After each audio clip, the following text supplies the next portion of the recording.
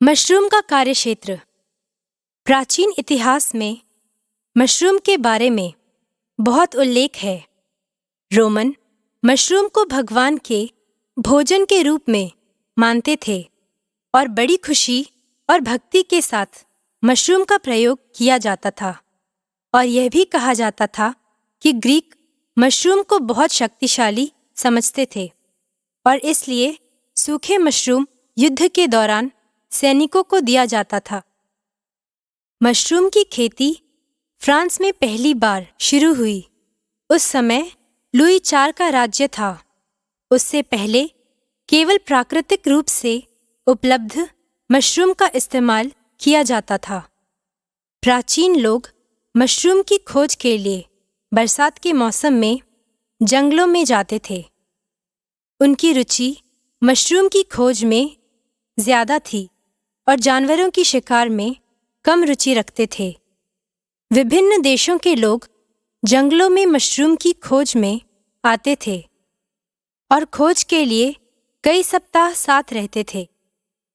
उपयोगी मशरूम इकट्ठा करने के लिए और इसे साफ रखने के लिए वे बांस की बनी टोकरी लाते थे। यह सर्वविदित है कि आदमी हमेशा प्राचीन काल से भोजन की तलाश में जाता था। पुराने दिनों से दुनिया के सभी भागों में अलग अलग खाद्य सामग्रियां उगती थीं और अंत में स्वयं ही नष्ट हो जाती थीं।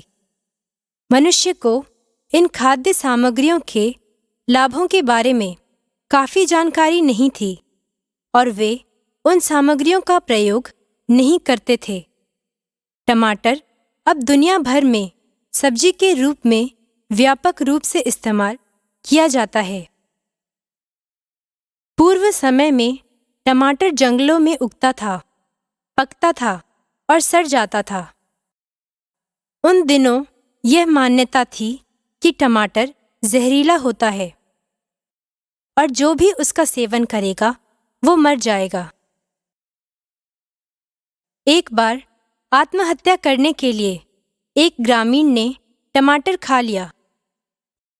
यहाँ तक कि बहुत सारा टमाटर खाने के बाद भी उसे कुछ नहीं हुआ।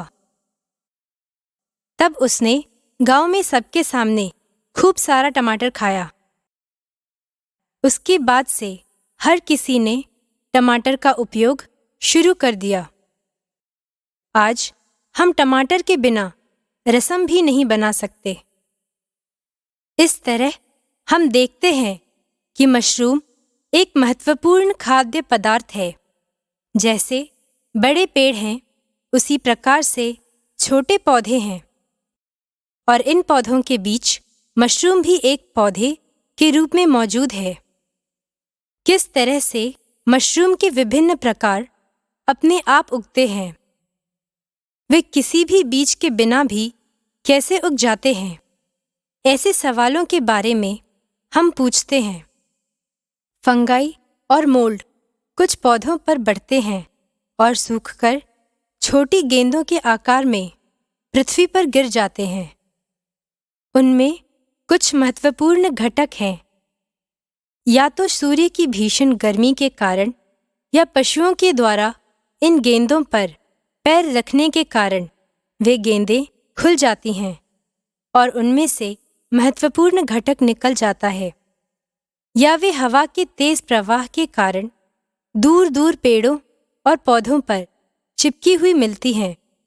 कुछ गेंदें सूरज की जलती गर्मी से मर जाते हैं। जो जमीन पर चिपकी रहती हैं, वे मशरूम के रूप में विकसित हो जाती हैं। परिणाम स्वरूप मशरूम दुनिया भर में बहुत तेजी से बढ़ने लगता है।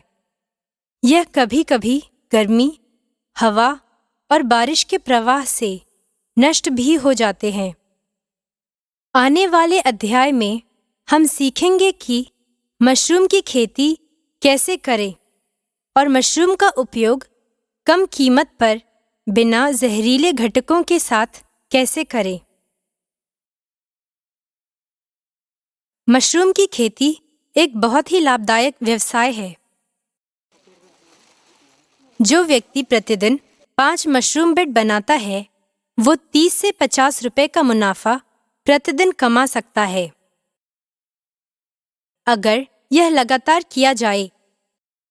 जहां तक ऑयस्टर मशरूम की खेती का सवाल है, वो मॉनसून या जून से फरवरी और मिल्की मशरूम के लिए मार्च से गर्मी तक के महीनों में खेती उत्तम है। अतः मशरूम की खेती साल भर की जा सकती है।